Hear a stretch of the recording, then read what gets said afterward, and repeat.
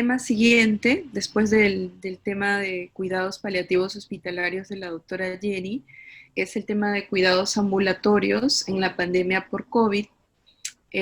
Yo soy la doctora Leslie Cruz, soy médico de familia del Hospital Cayetano Heredia, también miembro del equipo multidisciplinario del área oncológica. El, el objetivo de nuestra ponencia el día de hoy es presentarles todas las actividades que estamos realizando en el área oncológica, en el contexto del COVID, presentarles un poco y describirles estas actividades. En cuanto a la agenda, ustedes pueden ver allí descritos los temas que vamos a revisar el día de hoy. No sé si les pasa lo mismo que a mí, pero se me están corriendo las diapositivas.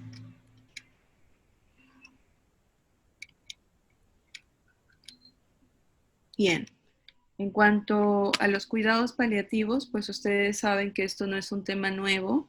Los datos están desde el siglo IV, incluso algunos antes, con los llamados hospes, que en un futuro se van a llamar hospice, y que muchos de ellos brindaban cuidados, sobre todo inspirados en la caridad cristiana, para las personas indigentes, para las personas que no tenían acceso a satisfacer sus necesidades de salud. En el tiempo de las pestes, por ejemplo, ¿no? Pacientes que después ya a partir de la Edad Media, con esto de las guerras, las cruzadas, ¿no? Las invasiones o colonizaciones, también se crearon estos espacios para dar atención a aquellos pacientes en etapa final de su vida, ¿no? Ya en el siglo XVIII y XIX los hospices fueron tomando un poco más de auge y tuvieron un poco más de inversión, sobre todo por la parte privada y de la caridad, ¿no? Y ya es como en el siglo XX, en 1960, en Inglaterra, Cicely Sanders promueve todo este movimiento de hospice, ¿verdad? Que va a dar origen a todo este movimiento, a todo este propósito de los cuidados paliativos especializados al final de la vida, ¿no? Entonces, en el contexto ya de pleno siglo XXI, la Organización Mundial de la Salud nos reporta desde el 2014, es decir, que esta data debería haber sido actualizada, pero sabemos que más de 40 millones de personas necesitan cuidados paliativos, tanto a los pacientes con cáncer como con otras enfermedades crónicas. Todavía es de entrever que solo el 14% de estas personas reciba los cuidados que necesita. Solo el 17% pueda acceder a los servicios de salud y a la medicación, sobre todo de opioides que requiere, y son solo el 2% de los pacientes pediátricos que recibe estos cuidados paliativos.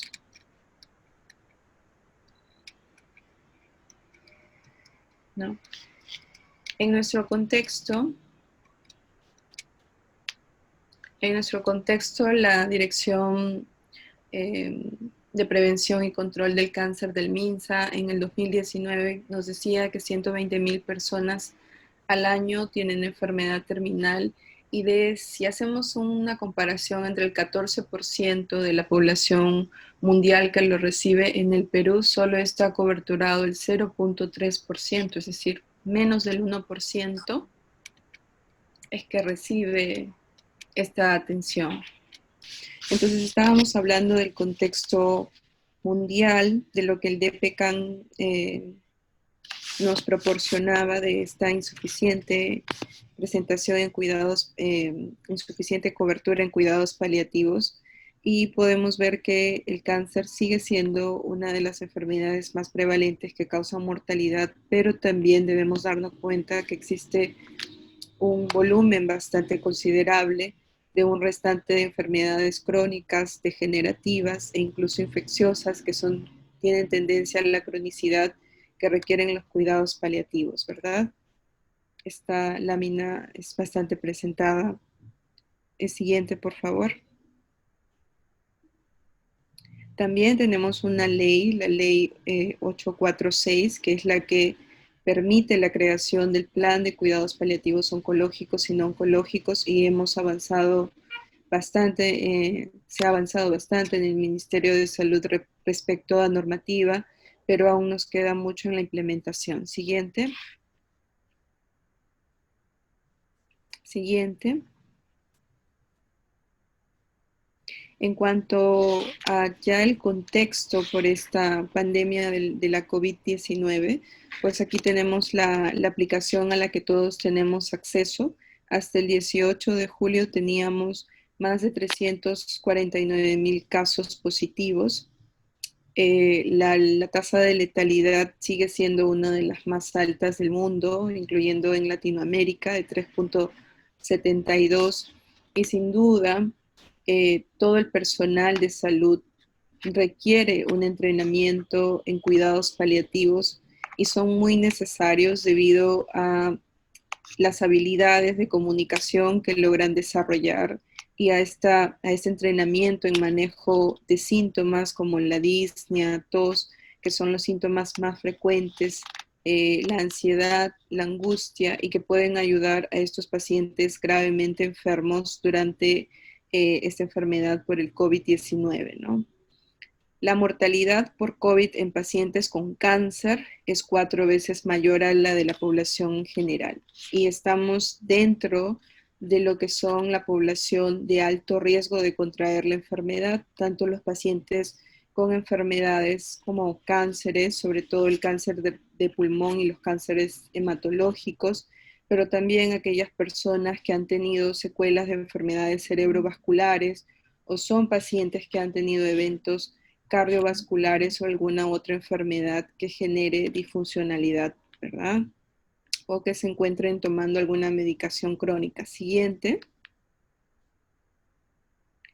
En el contexto de Perú, en cuanto a la implementación de estos servicios de cuidados paliativos, en el primer nivel no teníamos hasta el 2016 que fue actualizado este cuadrito por la Dirección de Prevención y Control del Cáncer, equipos que hayan sido implementados o capacitados en cuidados paliativos, ¿no? Pero a partir del 2015, el ADI Oncológica ya ha venido entrenando a centros del primer nivel de atención, entre ellos establecimientos de primer nivel 1-3 y 1-2, inclusive también, que han sido instruidos y capacitados en cuidados paliativos oncológicos, ¿no? Pero bueno, a partir del 2018-2019 es donde se ha tenido mayor extensión de esta capacitación gracias al trabajo articulado y coordinado con el Ministerio de Salud, con la Dirección de Prevención y Control del Cáncer y también con la DIRIS Lima Norte, ¿no? En el segundo nivel, en Trujillo, solo existe un área donde se brinda servicios de salud en establecimientos de segundo nivel, y la mayoría de estos servicios están concentrados en el tercer nivel, ¿no? Dos están en privados, uno en la Fuerza Aérea, uno pediátrico, el INEN, que es donde sabemos que hay una atención especializada para los pacientes con cáncer, un proyecto regional que es ADAMO, y también se encuentra nuestro hospital, el Hospital Cayetano Heredia, con la atención domiciliaria integral o ADI oncológica, ¿no? Que está operando desde el 2014, ¿no? Siguiente, por favor. Entonces, ahora con estas capacitaciones esperemos que este cuadrito sea actualizado y sean muchos más el personal de centros de salud que se encuentren entrenados, ¿no? El área oncológica ha sido creado con resolución desde el 11 de noviembre del 2014, ya casi se aproxima el sexto aniversario de este programa, y la población objetivo en el 2014 empezó con pacientes oncológicos. Ya en el 2019, eh, con la ley que permite la creación del Plan Nacional de Cuidados Paliativos, no solo oncológicos, sino oncológicos, de forma pionera, el Hospital Cayetano Heredia también ha extendido sus atenciones a los pacientes no oncológicos, es decir, aquellos pacientes con enfermedades crónicas avanzadas.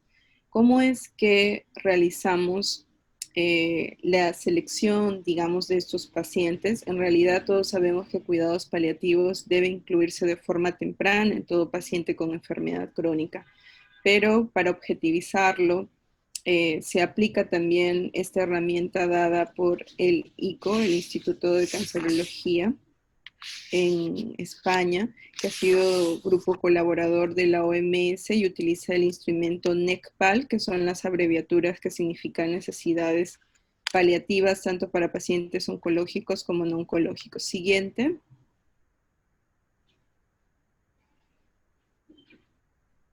Entonces, la finalidad de crear equipos de cuidados paliativos en los centros de salud está básicamente en mejorar la calidad de vida de nuestros pacientes y aplicar el modelo de cuidado integral de salud, ¿no?, que viene propuesto por el Ministerio de Salud, basándonos en cuidados no solamente del individuo, sino en el contexto de la familia y cada una de las comunidades a las que pertenecen. Y desde luego, poder articular los niveles, tanto el nivel secundario como el terciario, con nuestro primer nivel de atención que constituye el sustento y toda la base del sistema sanitario. Siguiente. Este es un esquema que se elaboró para resumir el funcionamiento del ADI. Como ustedes pueden ver, nosotros a partir de la flecha amarilla que señala derivado, podemos dividirlo en dos: la parte hospitalaria y nuestra articulación con el primer nivel de atención.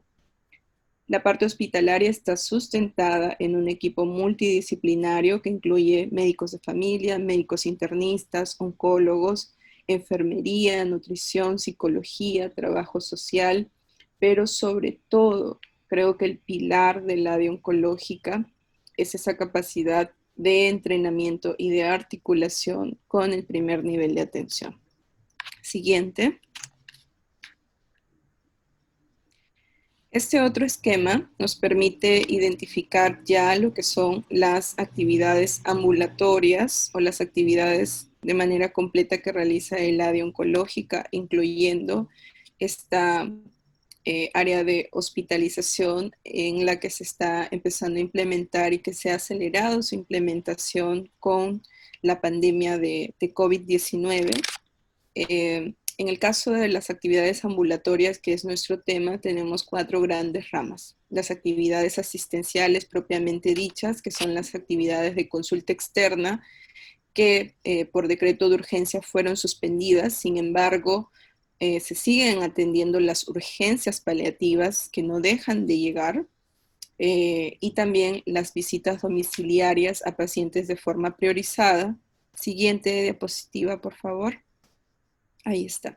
Y las actividades de teleorientación y telemonitoreo que han sido un sustento en medio de toda esta pandemia para no dejar de desatender todas las necesidades de nuestros pacientes, ¿no?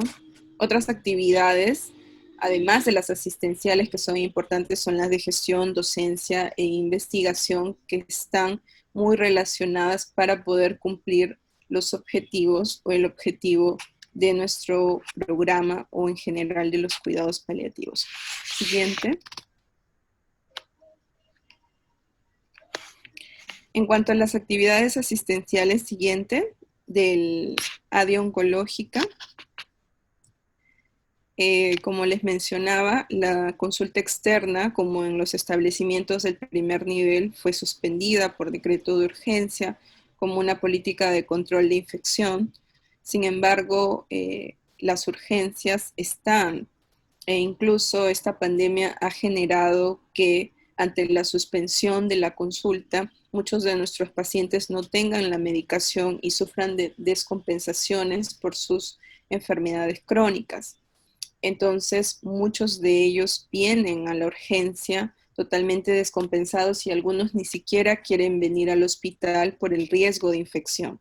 Entonces, el Hospital Cayetano Heredia, al igual que todos los establecimientos, ha tenido que hacer una readaptación de sus instalaciones. El área oncológica, que antes se encontraba en el centro juvenil del Hospital Cayetano, ha sido reubicada en las instalaciones del Instituto de Salud Mental Noguchi, como una manera o una estrategia de separar a los pacientes con gran vulnerabilidad y riesgo de infección de las atenciones de COVID. Sin embargo, la exposición y el riesgo está latente. Lo que se ha querido es minimizar. En estas instalaciones tenemos un área de un tópico de urgencias que está atendido por médicos y enfermeras y realizamos sobre todo el manejo del dolor y control de otros síntomas como náuseas, vómitos, pacientes que vienen con deshidratación o que requieren algún procedimiento, curación de heridas tumorales que son bastante friables y sangrantes, que aunque entrenemos al cuidador, es muy importante que siempre haya la guía de un personal de salud. Estas son, por ejemplo, las principales actividades que se realizan y que ustedes pueden ver en las imágenes que son de personal de enfermería que realiza una ardua labor en el equipo de ADI. Siguiente. Es muy importante cuando estemos en este tópico de urgencias que podamos identificar no solamente las emergencias de prioridad 3 y 4, que son las que atendemos en este tópico de urgencias, sino también detectemos las prioridades 1 y 2 que deban ser trasladadas al área de emergencia general del Hospital Cayetano Heredia, ¿no? Hemos tenido pacientes con NM de colon, con obstrucción intestinal maligna, hemos tenido hemorragias digestivas o hemorragias masivas en algunos pacientes que han tenido que ser obviamente derivadas y que es importante, ustedes ya han recibido en capacitaciones anteriores sobre los signos de alarma y las emergencias oncológicas que deben ser oportunamente derivadas. En este flujograma de atención ambulatoria, es el flujograma que habitualmente utilizamos en el área oncológica antes de la pandemia, y para nosotros poder recepcionar un paciente para incluirlo en el programa de atención domiciliaria integral del área oncológica, pues vienen con una interconsulta que pueden ser de otras especialidades, del mismo hospital, del área de emergencia, o incluso pueden ser derivadas de otras instituciones que no solo son de MINSA, pueden ser de salud, de Fuerzas Armadas o incluso pacientes que no tienen ningún tipo de seguro y que requieren la atención. También vienen derivados de los establecimientos de salud, principalmente aquellos que todavía no han formado un equipo de cuidados paliativos o que tienen algunas limitaciones con el acceso a la medicación en el primer nivel, que es un tema que se debe ir trabajando para que todos puedan acceder a los medicamentos que requieren nuestros pacientes, y también una búsqueda proactiva, sobre todo cuando estamos iniciando con nuestro equipo de cuidados paliativos. En el caso de los pacientes no oncológicos, es una extensión del programa que se ha iniciado el año pasado, por tanto la búsqueda proactiva de los pacientes que necesitan esta atención es muy importante. Estos pacientes, cuando ingresan al programa, pues previamente deben haber sido evaluados por oncología en el caso de los pacientes con cáncer y de medicina interna en el caso de pacientes de enfermedades crónicas. Se les aplica una herramienta, les mencionaba el NECPAL, que ustedes lo pueden revisar y en alguna otra ponencia vamos a hablar sobre este instrumento.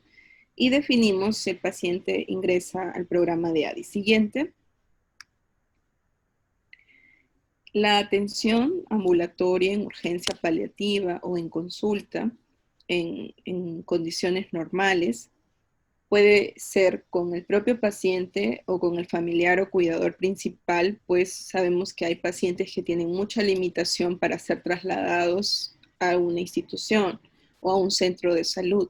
Por tanto, es importante que seamos flexibles y sea el cuidador nuestro principal aliado y quien nos reporte sobre la situación de salud de nuestros pacientes, para posteriormente poder definir alguna intervención en el domicilio de ser necesario.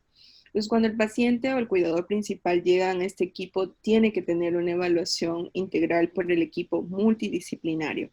En primer lugar, es recibido por el personal de enfermería, quien recepciona y hace el registro de este paciente, verifica que tenga la documentación de interconsulta y todos los pasos que hemos mencionado anteriormente, y también realiza un triaje, porque es importante definir si este paciente viene a una consulta externa o es un paciente que requiere una atención urgente, ¿no?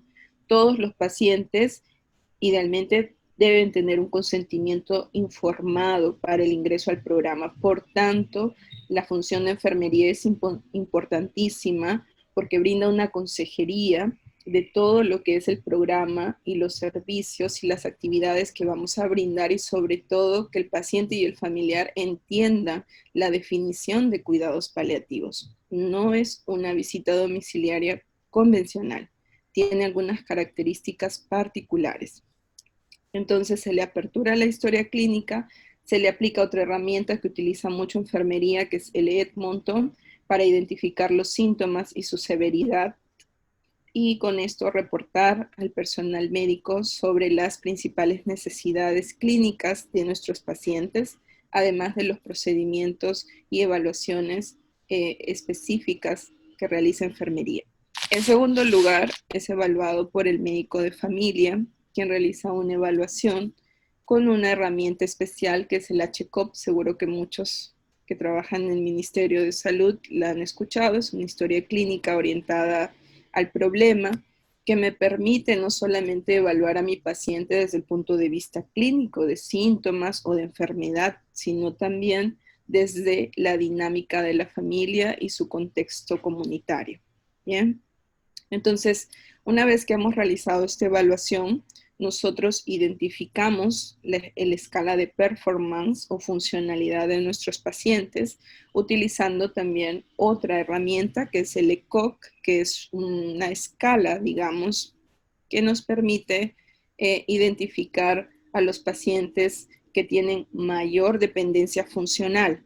La escala 3 y 4 generalmente son esos pacientes que se encuentran en cama, más del 50%, y los que están en el nivel 4 pues son esos pacientes que están continuamente ya en una situación disfuncional total, ¿no?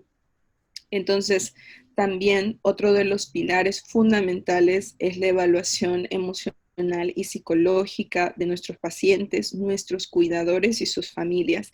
Y aquí el rol de psicología es fundamental.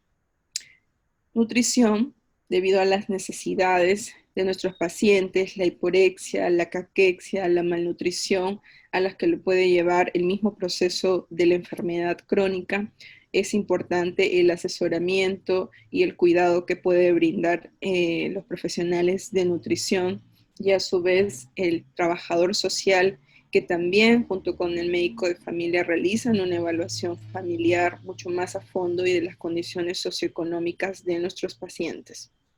Siguiente. Entonces, el trabajo en equipo en todo servicio de cuidados paliativos es fundamental, y sobre todo que sea multidisciplinario, porque nuestros pacientes tienen necesidades multidimensionales que deben ser resueltas por un equipo humano capacitado y sobre todo con mucho compromiso, ¿verdad? Entonces, en el contexto de la pandemia, desde luego que se han tenido que hacer reajustes en nuestro programa, ¿no? Y este es un flujograma propuesto, sujeto todavía a algunas adaptaciones, porque todo es muy cambiante todavía, pero básicamente el paciente que es admitido actualmente en ADI oncológica, sea un paciente nuevo o tal vez un paciente continuador, tiene que pasar por un triaje. El paciente, estamos hablando que viene a urgencias paliativas, ¿no? Tiene que venir a la consulta de urgencia. El personal de enfermería o técnico de enfermería realiza el triaje, eh, solicitando la presencia de algunos síntomas en el paciente, como fiebre, tos o falta de aire, que son los síntomas priorizados, digamos, y que tienen mayor prevalencia, y la disnea, que puede ser un signo de alarma. Y aquellos que tienen síntomas, pues les realiza el tamizaje con una prueba serológica. Y en el caso de dar positivos, pues estos pacientes reciben toda una atención que es básicamente la misma que está dispuesta en la normativa del Ministerio de Salud para pacientes de atención con COVID, ¿no? Sin embargo, el equipo de cuidados paliativos hace un registro especial de estos pacientes para poder darles un seguimiento principalmente a través de la teleorientación y el telemonitoreo, tanto con el personal de nutrición, de psicología, de enfermería,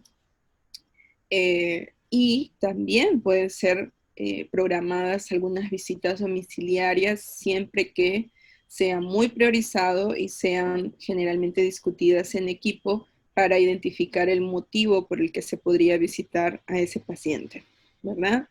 De dar negativo, pues estos pacientes continúan con la atención de urgencias, con las medidas de protección y de cuidado del personal y de nuestros pacientes necesarias, y también se pueden programar visitas en el domicilio.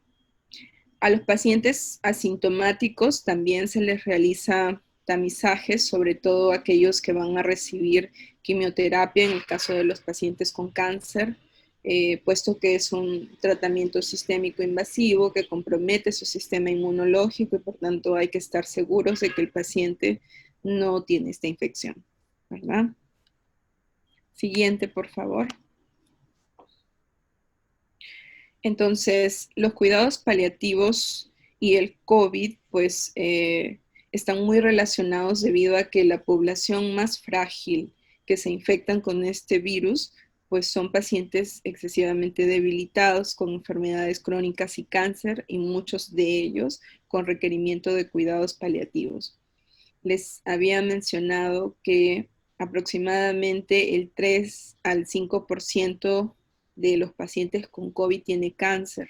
En realidad, cuando vamos a hospitalización, existe un sesgo, ¿no? Porque estamos únicamente viendo pacientes, casos moderados o severos, y podemos ver muchos de nuestros pacientes con diabetes, con hipertensión, con secuelas de ACV, con secuelas de infartos, pacientes con cáncer, sobre todo cáncer de pulmón, pacientes con leucemias, con linfomas, sobre todo los cánceres hematológicos o aquellos que venían recibiendo tratamientos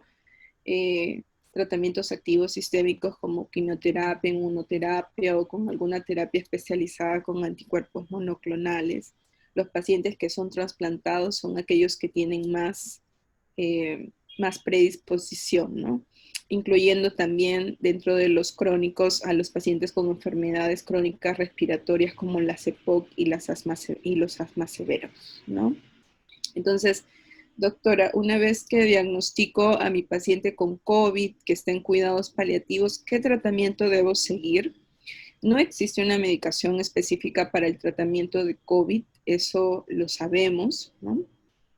El tratamiento habitual de nuestros pacientes para el manejo sintomático del dolor, la disnea con opioides, debe mantenerse, ¿no? El tratamiento sintomático para la tos, ¿verdad? Para la fiebre, son ya medicamentos de conocimiento colectivo en todo el personal sanitario, y son las mismas indicaciones para los pacientes oncológicos, no oncológicos, pacientes que tengan la infección por COVID, ¿verdad? Entonces, ¿cuál es nuestro papel más importante dentro de todo este manejo ambulatorio? El monitoreo exhaustivo de nuestros pacientes y sus contactos, y sobre todo la educación para realizar prevención primaria. Lo que nosotros necesitamos es que si sabemos que nuestros pacientes son de riesgo, no se expongan, y por tanto la idea es que no contraigan la enfermedad, ¿no? Y sobre todo capacitar a la familia, porque muchos de nuestros pacientes están aislados en casa. Los familiares son los que tienen el contacto comunitario y tienen también más riesgo de contagiarse. Entonces, la identificación oportuna de algunos síntomas, la realización de este tamizaje, la identificación de signos de alarma en los pacientes que ya tienen COVID, es muy importante para realizar una intervención oportuna. Y como les decía, nuestro rol en la parte ambulatoria de nuestros pacientes cuidados paliativos es que como son un grupo vulnerable, nuestra actuación en cuanto a seguimiento y telemonitoreo es muy importante. Por eso, dentro de las tareas que se le dejaban en el curso, es importante que nosotros podamos geolocalizar y tener una lista actualizada, que puede ser cada semana, ¿no? Cada 15 días, de los pacientes que se van identificando en las diferentes áreas, es decir, en medicina, que se puedan identificar en enfermería, que los pueda identificar en obstetricia, que se puedan identificar en odontología, en farmacia, en admisión. Todos podemos ser parte de este equipo que permita la identificación de los pacientes de cuidados paliativos, poder incluirlos en nuestra lista y hacerles ese seguimiento proactivo, no necesariamente con ese paciente que venga y solicite eh, los cuidados paliativos, ¿no? Directamente, sino que pueda ser el personal de salud mismo quien en medio de estas consultas que tenemos con nuestros pacientes podamos identificar algún miembro del domicilio que tenga una enfermedad crónica, que tenga una enfermedad discapacitante, que tenga una enfermedad oncológica que necesite ser monitoreada de forma más estrecha, ¿no? Entonces, nuestra figura principal es la de prevenir de que estos pacientes contraigan la enfermedad realizando educación en la familia, ¿no? Siguiente, por favor. Bien. En el contexto de COVID, realmente hacer visitas domiciliarias ha sido todo un desafío, pero bastante complacida. Les puedo expresar que el compromiso del equipo de ADI Oncológica pues ha sido grande para poder aceptar el reto de dar continuidad a las visitas domiciliarias. Ustedes saben que las visitas domiciliarias han sido prácticamente priorizadas para los pacientes COVID, ¿no? Con los equipos de respuesta rápida y los equipos de seguimiento clínico de la propuesto por las DIRIS o DIRESAS, que coberturan una determinada jurisdicción de los centros de salud. En el Hospital Cayetano, desde luego que también teníamos muchas limitaciones, sobre todo con la movilidad, con los CPP, que es un tema eh, bastante, bastante álgido, ¿no? Entonces, las visitas domiciliarias, como ustedes pueden ver en tiempos de pandemia, se han mantenido durante el equipo, durante todo este contexto por parte del equipo. Siguiente, por favor. Y con el objetivo de mantener esa proyección a la familia y a la comunidad y no solamente estar en la consulta de urgencia esperando a que el paciente venga, sino que muchas veces tenemos que acudir porque los pacientes, muchos de ellos no pueden trasladarse al hospital o es muy difícil hacerlo para el propio paciente y para la familia y mucho más cuando solamente un cuidador y a veces ese cuidador es otro adulto mayor o no tiene la capacidad para trasladar a su paciente. Entonces, para realizar estas visitas domiciliarias es importante que tengamos en cuenta estas tres etapas, ¿no? La identificación, la planificación y finalmente la ejecución de la visita domiciliaria. Para identificar a un paciente que requiere una atención, cuidados paliativos, ya sea en consulta o a través de la visita domiciliaria, es cualquier profesional o personal de salud del equipo, del establecimiento, que puede hacerlo, ¿no? Ya sea durante nuestros telemonitoreos, como les decía, o nuestras atenciones presenciales en urgencia. ¿Quiénes van a ser los que van a ser priorizados? Les hablaba del ECOC, esta herramienta del grupo colaborativo de oeste, ¿no? Que o sea, colabora con la Organización Mundial de la Salud, hizo esta escala de Likert del 1 al 5 y los invito a que puedan revisarla. Y los niveles 3 o 4 que me dicen nivel 3, ese paciente que esté en cama, más del 50%, porque tiene limitaciones físicas o se encuentra muy debilitado. Y el 4 es ese paciente que tiene condición de postración crónica y que prácticamente tienen una dependencia total por parte de sus familias y cuidadores. Esos van a ser nuestros pacientes priorizados. Hay que definir bien el motivo de la consulta porque tenemos que limitar muchísimo estas atenciones presenciales, ¿no? Priorizando la teleconsulta, pero hay pacientes que necesitamos ver, tocar, conversar, ¿verdad? Que es muy necesaria la visita y en ellos vamos a realizarla y también definir la periodicidad junto con el equipo ya de cuidados paliativos. Hay que planificar una visita, es decir, este paciente necesita una visita domiciliaria por parte del equipo de cuidados paliativos. Yo tengo que coordinar con el familiar o con el cuidador principal, idealmente durante esta sesión de telemonitoreo que puedo tener o presencialmente en las 24 horas antes de la visita. Hay que definir bien los teléfonos de contacto, la dirección, no solamente colocar la dirección, sino también de repente hacer un croquis que me permita referenciar.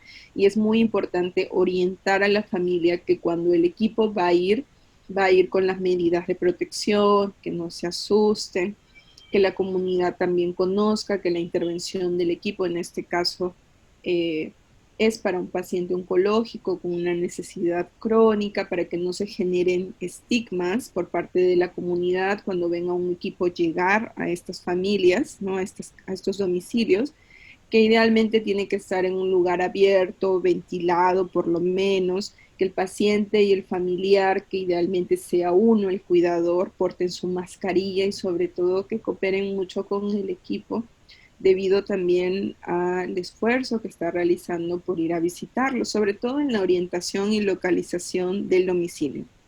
La ejecución, ya cuando estamos ya por salir a la visita, es importante que aunque hayamos coordinado con el familiar un día antes, es importante confirmar que se va a salir a visita. Es importante también la parte de gestión, necesitamos sacar una FUA, ¿no? Que es este documento de gestión muy importante para constatar que estamos realizando esta visita domiciliaria, que es la FUA 098, así como hay de consulta externa la 056, la de visita domiciliaria en cuidados paliativos, y en cualquier visita domiciliaria es la 098, ¿no? Es importante que preparemos nuestros formatos, nuestra historia clínica, nuestra historia de atención domiciliaria, que tenemos un formato, los formatos de indicaciones en el domicilio y que de acuerdo al motivo de la consulta con nuestros pacientes tengamos un maletín de atención que pueda suplir estas necesidades y muy importante que el equipo tenga los medios de protección y el equipo de protección necesario para cuidar a nuestro recurso humano, ¿no? El ADI ha tenido que hacer mucha gestión por parte dentro del hospital y también con colaboradores muy caritativos que han abastecido al equipo de de estos insumos muy necesarios. Siguiente. El equipo multidisciplinario, ¿no? Permite identificar dentro del domicilio la urgencia y la emergencia, ¿no? Y llegamos con el paciente, también es importante que recalquemos nuevamente la identificación de estos síntomas característicos de COVID, tos, disnea, fiebre, pero también en la anamnesis reconozcamos las preocupaciones de la familia, las expectativas, es decir, qué ellos esperan de esa visita domiciliaria, porque el personal de salud puede tener un objetivo en la visita y los familiares tener otro. Es muy importante que estas dos cosas, expectativa y motivo por parte del personal y el familiar, pues puedan estar sincronizados, teniendo en cuenta todo este sistema de ideas y creencias que tiene cada familia, porque si vamos a ingresar al domicilio, tenemos que respetar esas ideas y esas creencias, incluso pedir permiso cada vez que vayamos a ingresar al domicilio, por más de que sea un paciente conocido en el programa. Bien, entonces, realizar examen físico, tocar al paciente, auscultar al paciente. Doctora, pero es que estamos en tiempos de pandemia, yo no lo puedo tocar, tengo que verlo desde detrás de la reja. No, si nosotros estamos llevando un equipo de protección adecuado, nosotros vamos a limitar nuestra intervención en cuanto al tiempo, de repente 15 minutos, pero si la necesidad es evaluar con un examen físico al paciente, con las medidas de protección debemos realizarlo, ¿verdad? Entonces, la evaluación psicológica, en el caso de las visitas domiciliarias, está yendo el médico y la enfermera, pero también está yendo psicología y también es posible de que pueda ir el personal de nutrición.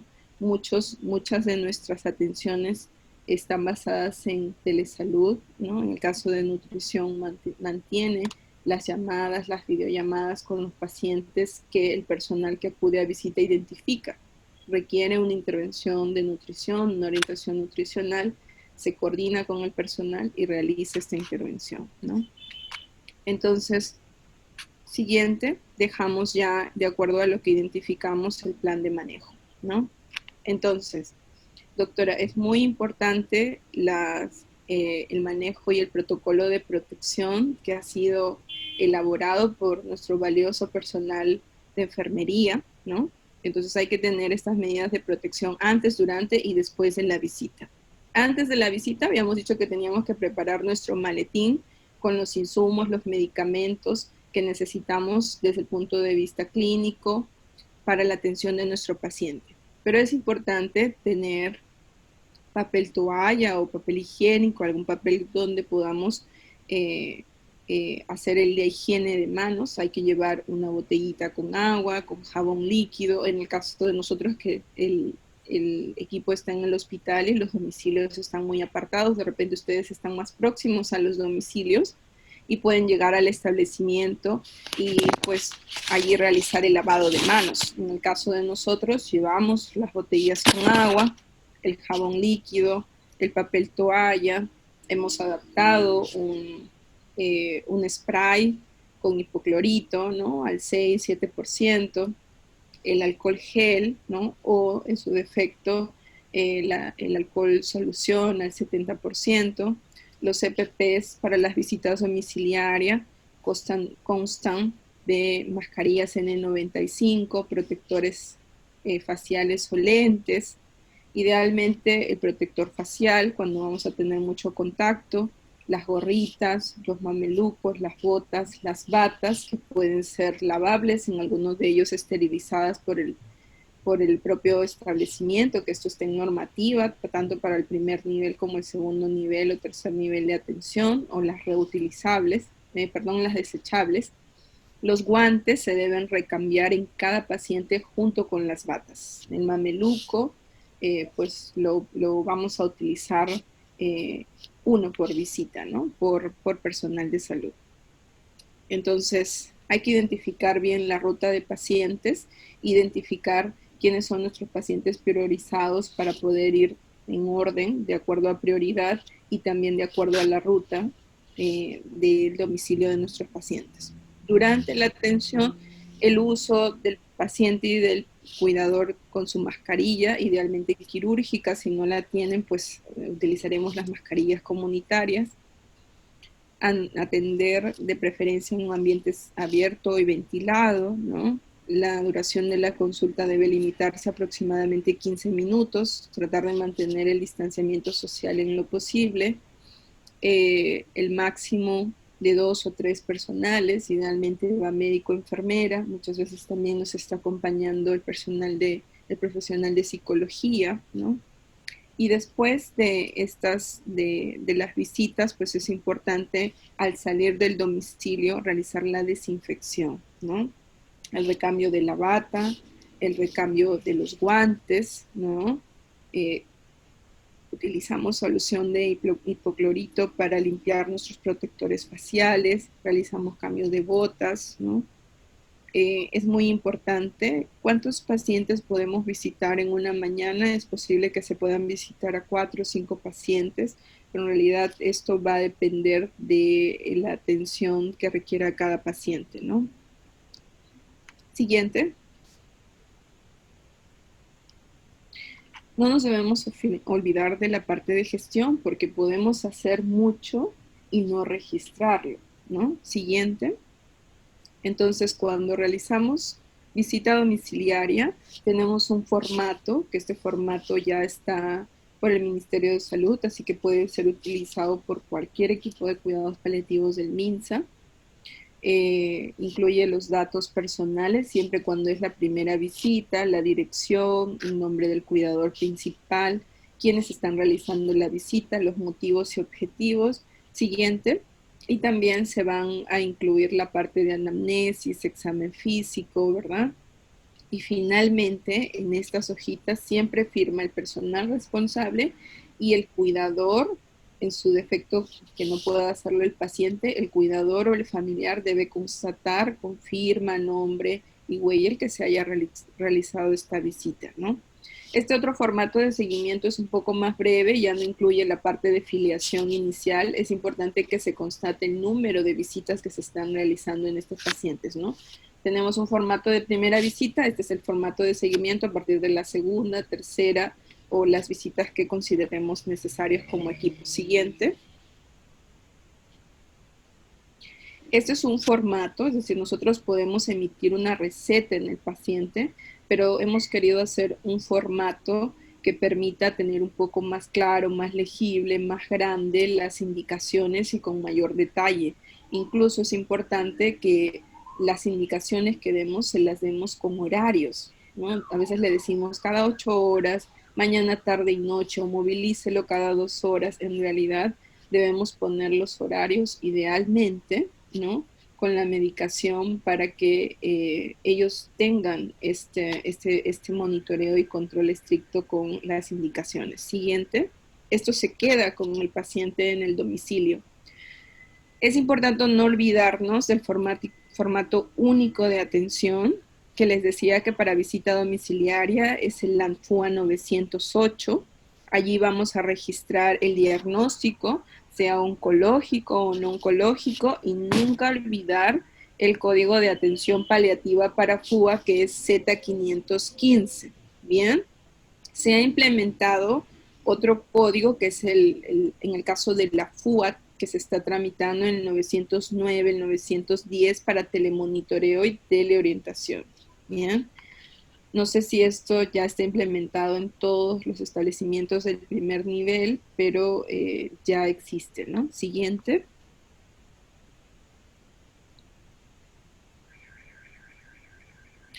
El GIS, ¿no? Es otro de los documentos que tenemos que llenar y es importante que en la parte superior coloquemos el nombre del programa, como ven en amarillo, ¿no? Dice área oncológica, en el caso de ustedes, cuidados paliativos del centro de salud mencionado o específico.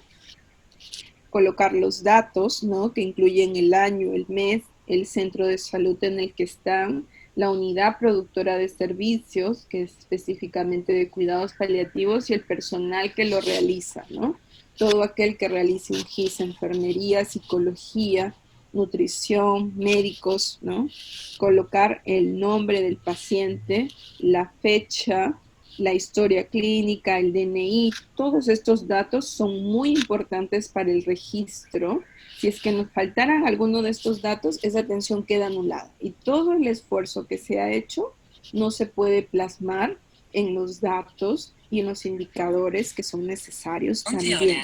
Bien, entonces, atención paliativa, el código de atención paliativa que se marca como diagnóstico definitivo, en el caso de consulta externa, en LAB va el número 1, pero si fuera visita domiciliaria, en LAB cambia a número 2 y el código cambia. De la FUA era Z515, en el GIS es 99489. Repito, 99489. Es diferente el código de atención paliativa para la FUA que para el GIS. Bien, hay que tener en cuenta ese detalle. Ponemos el diagnóstico de nuestro paciente, sea oncológico o no oncológico, los síntomas por los que estamos tratando y manejando a este paciente, por ejemplo, la disnea, También colocamos el código de visita domiciliaria que se ha actualizado, que es el C0011. Bien, entonces esto es el registro que vamos a realizar con nuestros pacientes posterior a la visita siguiente. En el caso de que estemos haciendo seguimiento, no presencial, sino también con telemonitoreo, ¿no? En el caso de telemonitoreo, diagnóstico es definitivo y el código es 99499.10. Y en el de teleorientación, 99499.08. Bien. Entonces, luego ya colocamos nuestros IE10 respectivos de cada profesional, de nutrición, de psicología, de enfermería, lo que necesitemos. Siguiente.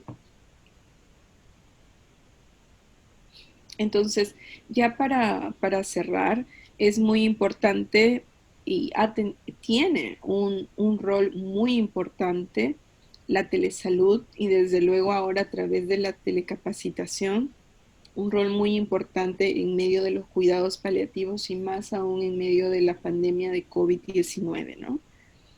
Todo personal de salud del equipo de cuidados paliativos es importante que tenga eh, seguimiento a través de telemonitoreo o teleorientación que corresponda, ¿no?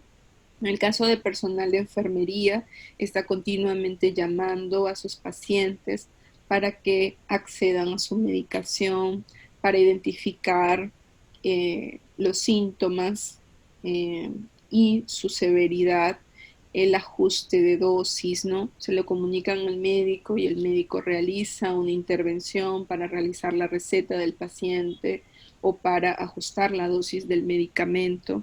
En el caso de psicología es muy interesante porque continúa realizando sesiones de apoyo grupal a los pacientes oncológicos o no oncológicos y sobre todo a los cuidadores para evitar el burnout, ¿no? O la sobrecarga del cuidador, perdón, la sobrecarga del cuidador.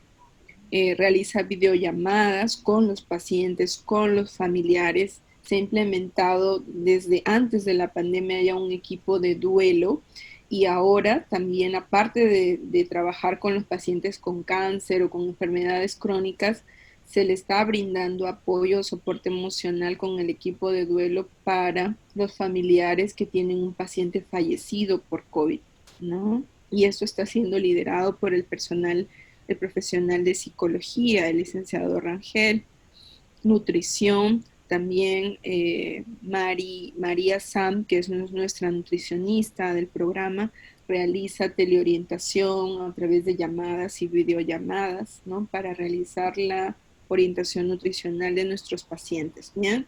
Y los médicos que también lo han hecho, tenemos una plataforma a través de las historias clínicas electrónicas que en algunos centros ya está, entiendo que no todos la tienen, pero bueno, el registro de telemonitoreo debe ser por escrito en nuestra historia normal, en papel, ¿no? Y si tenemos acceso a este sistema de historia clínica electrónica, también nos permite constatar y registrar estas atenciones a nuestros pacientes. Siguiente. Eh, Antes de pasar a las conclusiones, creo que lo más importante para dar continuidad a estas atenciones ambulatorias es el amor y compromiso por nuestros pacientes, ¿verdad? Siempre toda atención tiene que estar centrada en nuestros pacientes como personas y en sus familias. Por tanto, la vocación de servicio, el amor y compromiso por nuestros pacientes es lo más importante en nuestros equipos de cuidados paliativos y en general en nuestros equipos multidisciplinarios de salud de nuestros centros y puestos de salud. Bien, el programa de área oncológica y su extensión en la parte no oncológica surgen de una gran necesidad de cuidados paliativos y una alta demanda de estas enfermedades crónicas y ahora como grupo vulnerable de la pandemia por COVID, ¿no? Estos cuidados deben ser brindados siempre por equipos multidisciplinarios. Aquí no hay un rol protagónico. Todos los miembros del equipo son necesarios, son indispensables y cumplen una función que demanda cubrir una necesidad específica de nuestros pacientes, ¿no? Las atenciones ambulatorias, ya sean por urgencia, por visita domiciliaria o por telemonitoreo o teleorientación, ¿no? Deben ser integrales e idealmente integradas entre los establecimientos del primer nivel con los equipos de cuidados paliativos de otros niveles de atención, ¿verdad? Y además, no solamente quedarnos en el ámbito intrasectorial, sino hacer uso de estas actividades de gestión con nuestras municipalidades, con otras áreas del ministerio, el Ministerio de Población, de la Mujer y de Poblaciones Vulnerables, el Ministerio de Educación, ¿no? Que tenga sus representantes en nuestra comunidad, con ellos debemos articular para brindar una mejor atención de acuerdo a las necesidades socioeconómicas de nuestros pacientes, tener el compromiso, ¿no? Como profesionales, eh, de poder mantener estas atenciones de cuidados paliativos. Sé que es muy difícil porque en el primer nivel de atención no hay una atención específica, ¿no? Pero tratar de en medio de estas atenciones no dejar de lado las atenciones de cuidados paliativos e ir fortaleciendo estos servicios que ustedes van a brindar y ya brindan en sus establecimientos para brindar calidad de vida a nuestros pacientes. Eso sería todo. Muchas gracias. A ver, José nos menciona, buenos días, ¿existe algún riesgo de convertirnos en vectores durante la visita domiciliaria o se desechan los mandiles descartables en cada visita? Sí, mire, hemos tenido sumo cuidado con esto y el hecho de decidir mantener las visitas domiciliarias no ha sido algo improvisado, ha sido algo trabajado previamente por el equipo, viendo la necesidad de los pacientes, pero también su protección, ¿verdad? Bidireccional, es decir, de la protección de mi paciente, pero también de la protección del personal de salud, ¿no? Entonces, como les decía, los guantes y los mandiles se llevan bolsas rojas, ¿no? Y se desechan allí. Se realiza en cada este procedimiento de retirarme la bata, de retirarme los guantes, las medidas de protección, como cuando se retiran los guantes quirúrgicos, la bata también. Por eso es que le dije que llevamos agua, jabón y papel toalla para poder lavarnos las manos, llevamos el alcohol, nos desinfectamos y el personal de salud también se realiza dentro del Hospital Cayetano. Espero también la DIRIS con los establecimientos que realice de forma periódica estos exámenes de detección temprana de algunos profesionales que puedan portar la infección. De ahí la importancia que se utilicen también las mascarillas N95 por parte del personal, porque de esta manera la protección es bilateral, ¿no? Es bilateral, es decir, protejo al paciente y protejo al personal de salud también, ¿no?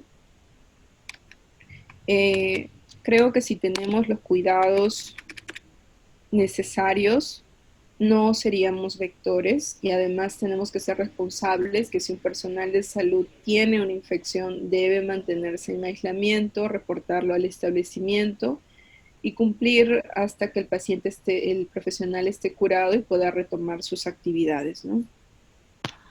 A ver, otra pregunta. ¿El equipo de duelo en qué momento interviene en los procesos de atención de un paciente paliativo? Mire, en realidad el duelo en nuestros pacientes en cuidados paliativos, ustedes saben que tiene tres etapas. Existe un preduelo, una atención durante el duelo y un postduelo inclusive. Por tanto, el momento en que se debe iniciar una intervención por parte de psicología en el paciente paliativo, en el paciente y su familia, es desde el inicio, durante todo el proceso, ¿no? Que requiera más o menos intervención, eso va a depender de cada paciente y familia. Eh, Generalmente cuando nuestros pacientes fallecen por COVID o incluso por la propia enfermedad oncológica o crónica, el equipo de duelo ya ha venido realizando intervenciones previas, ¿no? Ya conoce a la familia y durante la intervención en el duelo es facilita mucho la intervención. ¿Qué acciones toma el equipo de ADI cuando el único cuidador del paciente está positivo COVID y sus síntomas son graves, los cuales no permiten atender al paciente ADI? Esto nos pasa mucho, ¿no? Hay pacientes que solo tienen un cuidador y ese cuidador es un adulto mayor y además se nos enfermó de COVID, ¿no? Entonces, este paciente es muy probable que como ha tenido un contacto cercano, dice, ¿quién es contacto directo? Aquel que está en continua interacción con la persona a menos de 1.5 metros de distancia y que ha estado durante el periodo de transmisibilidad en contacto, que va desde el segundo o cuarto día antes de que inicien los síntomas hasta los 14 días. Por tanto, nuestro paciente es muy probable que se haya infectado, ¿no? Y si se ha infectado, este paciente tiene que ser tamizado y diagnosticado. Si el cuidador no puede atenderlo, los dos tienen que ir a un centro de aislamiento y atención temporal. Entonces esto se puede coordinar con la DIRIS y la DIRIS con el Ministerio de Salud para identificar un espacio para que estos pacientes sean atendidos, ¿no? Felicitaciones por la ponencia, cómo realizan la prevención en el primer nivel de atención en pacientes en cuidados paliativos. Bien, les hablaba de prevención, en este caso prevención secundaria o terciaria, porque la prevención primaria, ustedes saben que son para pacientes aparentemente sanos. Nuestros pacientes ya tienen una enfermedad, ya tienen secuelas de esa enfermedad, ¿no? Y están en una etapa posterior a la rehabilitación, ¿no? Casi al final de todo este proceso de enfermedad, ¿no? Entonces, la prevención en este caso es a un nivel secundario o terciario, que en algún momento hablaremos sobre los tipos de prevención, para evitar que mi paciente se complique, ¿no? O incluso pueda tener riesgo de fallecer, porque una infección sobreañadida en un paciente muy debilitado por cáncer o por una enfermedad crónica definitivamente incrementa el riesgo de mortalidad, ¿no?